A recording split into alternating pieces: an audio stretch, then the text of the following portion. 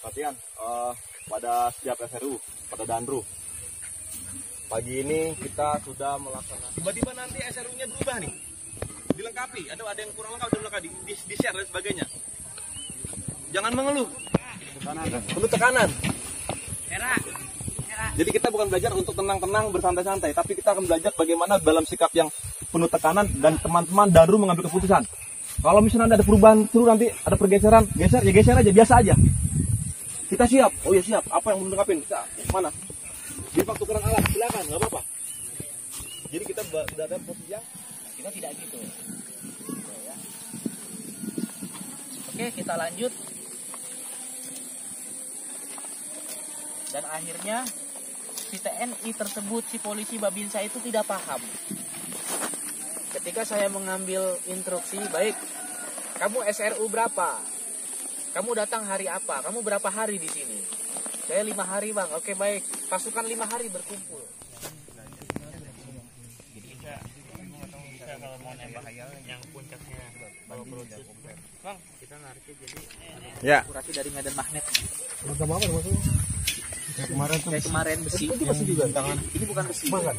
Ini terbuat dari bahan ancuran.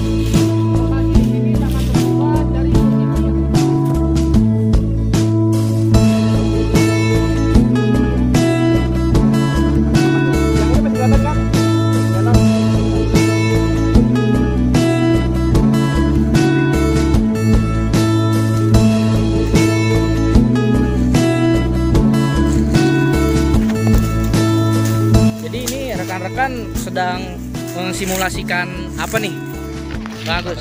Sedang mensimulasikan metode man to man, ya, dengan sudut pergerakan yang sudah dikunci untuk sampai ke titik akhir sore ini pada hari ini untuk beristirahat dan membuat bivak.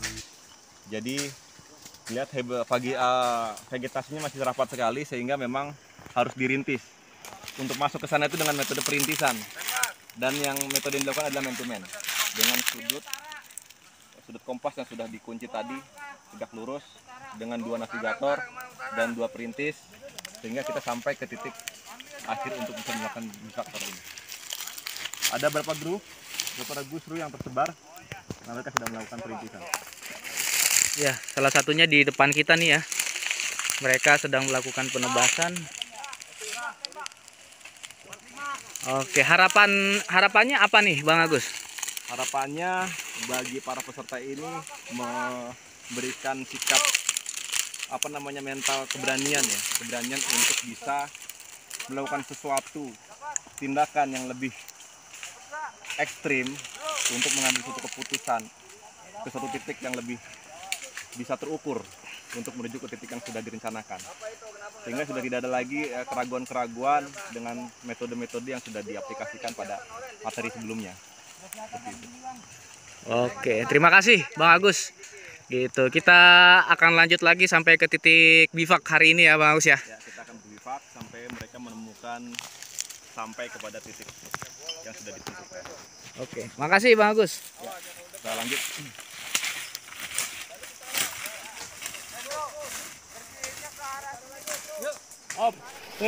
Tembak balik. Tembak balik. Bang Dewo, Tembak. kiri dikit. Nah, yang paksa pohon. Pas. Masih ini sih pohon Iya, lewat pohon ini nih, pohon sih, ini dia, Pak. bangasan. Bang Deo, satu langkah lagi dari ke Bangasan. Bangasan. Ya, Itu selatan. cukup. Op. Ya situ. Tembak. Salah satu aplikasi yang pernah diusaha sebelumnya. Bagaimana rasanya manfaat dari sepatu boot? Ya. Nih. Dalam medan seperti ini. Pas 55. Oke. Tunggu.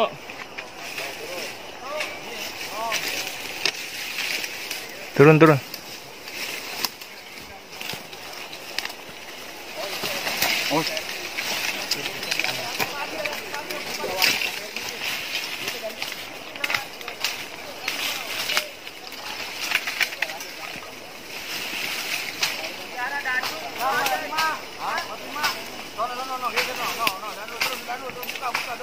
Masih terus.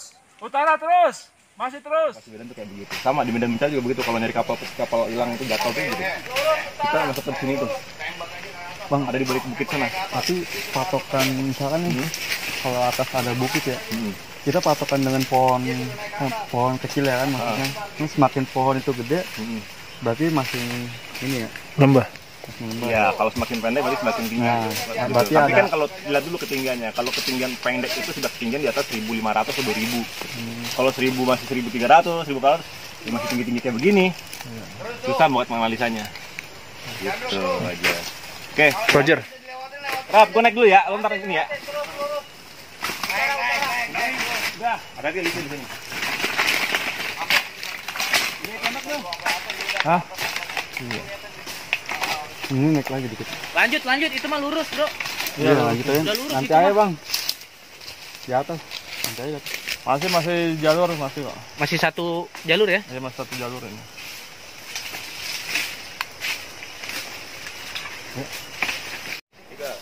Pukul 10.24 kita mulai lebas membuka jalur.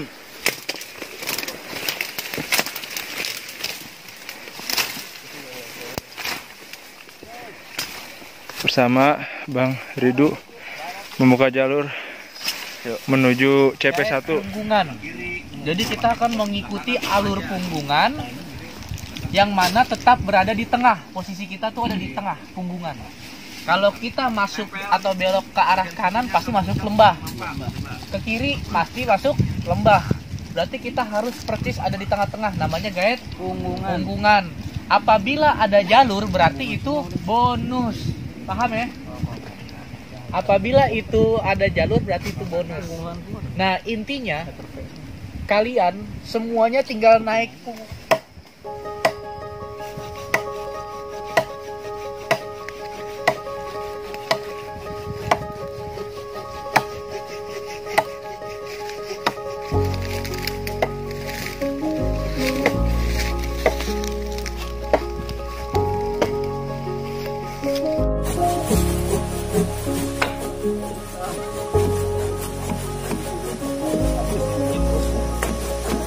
dilarang menebang pohon kopi.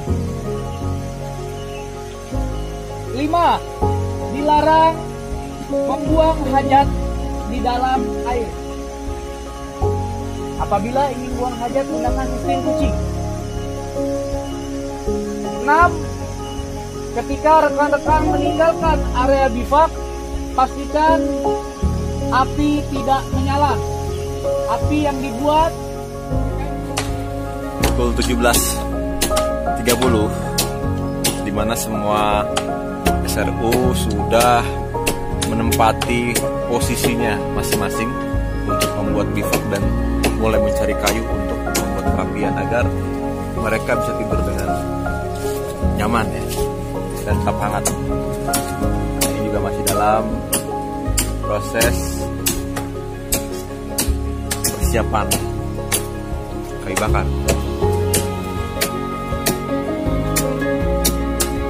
Ini namanya bushcraft terapan ya, dimana dengan praktek dalam sebuah perjalanan yang mengharuskan kita menetap atau tinggal bermalam dengan keadaan yang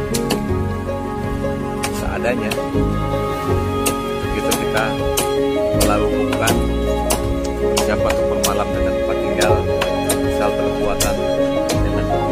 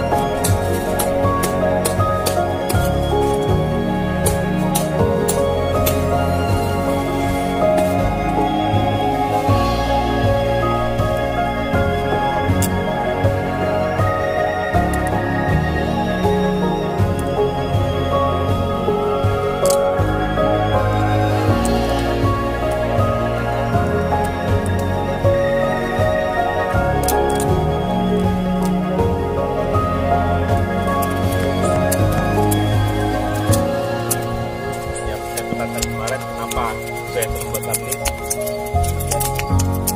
Apa-apa yang kita pesankan kemarin pada saat materi kelas semua teraplikasi di sini kan, betul kan? Sepatu bot. Ya.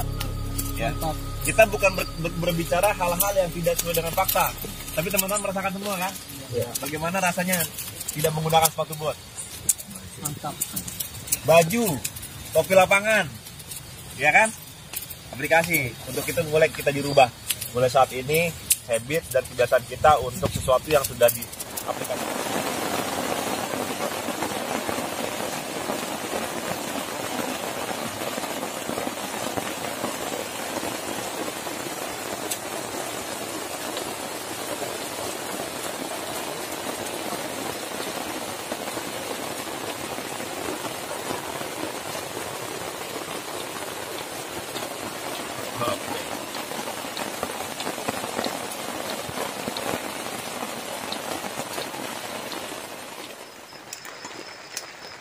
Tambah tuh pemantiknya. Belanja kayu kering. Cari tuh di lokasi SRU 3. Di sini kayu lembab semua. No, di bawah. Deket tadi yang baris sore-sore. Ya, di situ. Itu kayu kering semua tuh. Ini mah enggak. Lu butuh ini enggak? Sensor. Enggak bertahan ini. Ada. Sebut sama Jakarta tuh, aja. Kayu banyak banget. Kalian gak bikin api kebangetan. Alhamdulillah pada hari ini hari ketiga di mana kegiatan Karpak 13 yang sudah berlangsung selama 3 hari dengan jarak penempuhan kurang lebih itu sudah mencapai 10 kilo dalam metode perintisan jalur dan pengaplikasian teknik-teknik bertahan hidup di alam terbuka tentunya ya. Tujuan dari kegiatan ini yang pastinya selain memberikan ilmu, mentransfer ilmu, knowledge kepada rekan-rekan yang hobi berkegiatan di alam terbuka, ada pula salah satunya itu yaitu untuk meminimalisir salah satu kecelakaan yang terjadi oleh para penggiat alam terbuka seperti itu. Apalagi belakangan ini ya, beberapa minggu bahkan bulan belakangan ini sering terjadi hal-hal yang tidak diinginkan, sehingga banyak sekali insiden-insiden yang terjadi menimpa beberapa para penggiat alam terbuka yang mana mereka sendiri belum memiliki keterampilan juga ilmu pengetahuan terkait bidang yang mereka tekuni atau yang mereka hobi ya. Maka dari itu alhamdulillah di kegiatan Karpak 13 kali ini kita mengadakan sebuah latihan bersama dengan konsep yang gembira. Siapapun boleh mengikuti kegiatan ini, entah itu dari kalangan manapun. Bagi yang ingin mencoba berlatih bersama kami, silahkan, kami terbuka. Tentunya di sini tidak ada intervensi atau paksaan. Yang pastinya kamu berlatih, saya berlatih, kita sama-sama belajar, berlatih untuk Ya, itu harus kita tuntaskan. Jangan sampai kawan-kawan pulang nanti mengikuti kegiatan di tempat lain ternyata masih banyak kekurangan. Ya, ternyata malah bahasa kasarnya itu malu-maluin. Ya kan, alumni Educamp, alumni Karpak 13 nggak bisa reflection lah, malu-maluin. Maka hari ini kita akan tuntaskan materi-materi tersebut. terkait dengan perapian. dalam flying camp, istilah flying camp itu ketika ada perintah gitu, ada instruksi membuat api. Kalau saya diperhatikan semalam itu apinya macam-macam bentuk. Yang penting berkobar menyala tuh, nyala-nyala. Tapi konstruksinya nggak karuan. Kenapa nggak karuan? Jadinya ada yang tinggi banget apinya tuh malam. Ada yang bagus, besar, luas sekali tuh diameternya, menyala. Ada yang startan kecil tapi takar tuh, kayaknya harus tenaga ekstra tuh, bentar-bentar harus nambahin kayu, bentar harus nambahin kayu gitu. Jadi tadi yang seperti disampaikan oleh Arad ya, dalam flying camp atau bushcraft itu kita tidak perlu menampilkan apa-apa yang seperti kita pernah lihat di konten-konten bushcraft.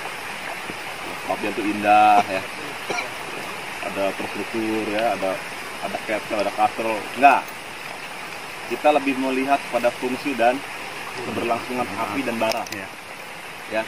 Paham itu dalam flying camp dan dalam kegiatan gunung hutan. Pertama yang kita buat dan kita siapkan adalah barahnya untuk tetap membara. Jadi tidak perlu api itu besar, tidak perlu luas ya, jangan juga terlalu kecil. Caranya bagaimana? Caranya cuma konstruksinya sederhana. Buat 2 kayu besar sebagai fondasi awal, yang tadi kemarin sore saya bilang. Nanti pada akhir pagi dia akan berakhir seperti ini. Barah ini ya, terjaga pada 2 sisi nih, sisi sini dan sisi kayu besar yang menjadi fondasi. Ini 2 kayu, mungkin 2 kali gelontong kayu besar sebagai fondasi, 1, 2, 1 dan 2. Untuk apa? Pertama dia untuk menjaga fondasinya, buat kita memasak dan lain sebagainya. Kedua, untuk menjaga bara. Ini akan membentuk bara di sini dan mengeringkan kelembapan dari kayu besar. Kayu besar ini nggak bisa langsung dibakar, tapi dia bisa mempertahankan bara sampai pagi. Jadi ketika kita ingin menambahkan kayu atau kita ketiduran, kita bangun lagi, ini tetap bara ini tetap ada, hingga menambahkan tinder-tinder kecil. Jadi konstruksinya sederhana sebenarnya. Kita bisa mengukur ketinggian api dan bisa membuat api di dalam flash sheet tanpa bolong atasnya gitu. Kita bisa ukur tuh, kita bisa besok segala macam, bisa hangat, tidur tuh hangat sekali, sangat hangat. Jadi pertama tadi konstruksi. Kedua,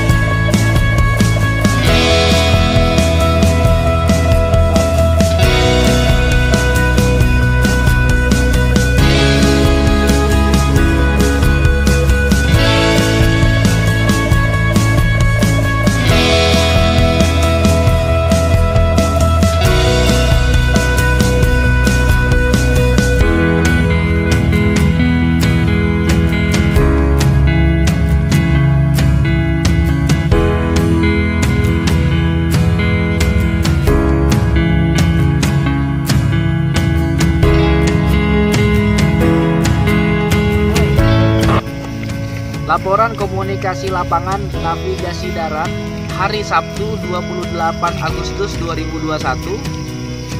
Pengirim berita Fadli, pukul 12.15 waktu Indonesia bagian Barat, jumlah personil 23 orang. Kondisi sehat, cuaca cerah. Saat ini berada di koordinat 06 derajat 37 menit 10 detik lintang selatan, 106 derajat 50 8 menit 24 detik bujur timur. Pergerakan selanjutnya menuju titik akhir. Demikian informasi yang dapat diberikan dari ketinggian 1277 mdpl. Di sini Fadli. Terima kasih. Ganti.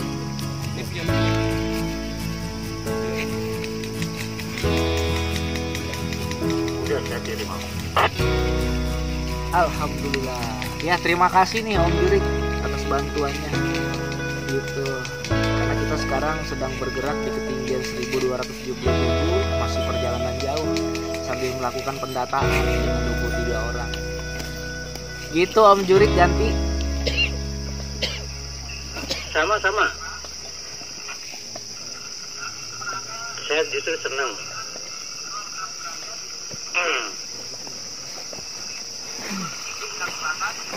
Direkam sama dia. Direkam. Ya, jadi ini kita sedang berkomunikasi dengan orang lain. Kita minta tolong dan informasi akan direlay ke asisten komunikasi. Gitu. Itu biasanya kan kalau arah tujuannya mau kemana transmitnya, kalau misalnya ke sana berarti diarahkan ke sana antenanya, karena sana gitu posisinya tuh menyesuaikan ya, misalnya tahu fokusnya di mana gitu. Siap ya, kalau udah siap udah mantap baru di transmit. Oke, siap Mas Man. Ceki, selamat pagi. Izin melaporkan apakah ada memantau frekuensi itu ganti. Iya, Bang Ridwan dari Kapal 13 akan masuk. Izin saya ingin melaporkan kegiatan hari ini bersama. Jangan jawab kalau dia belum bilang ganti.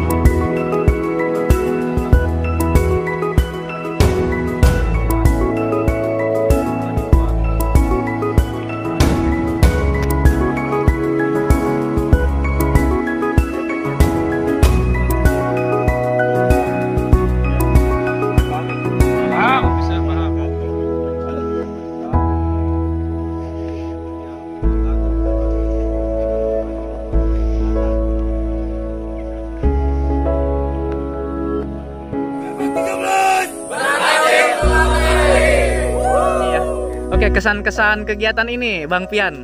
Sangat positif ya, mengingat kegiatan outdoor beberapa tahun ini meningkat, khususnya dalam pendakian, sedangkan untuk pembekalan dalam pendakian itu masih minim sekali. Khususnya bagi yang baru pegiat itu masih muda semua dan mereka kurang dibekali dengan ilmu, khususnya ilmu tentang gunung dan hutan ya, bukan pendakian gunung. Oke, harapan dari Bang Pian sendiri, harapannya apa nih untuk kedepannya terkait kegiatan-kegiatan ini?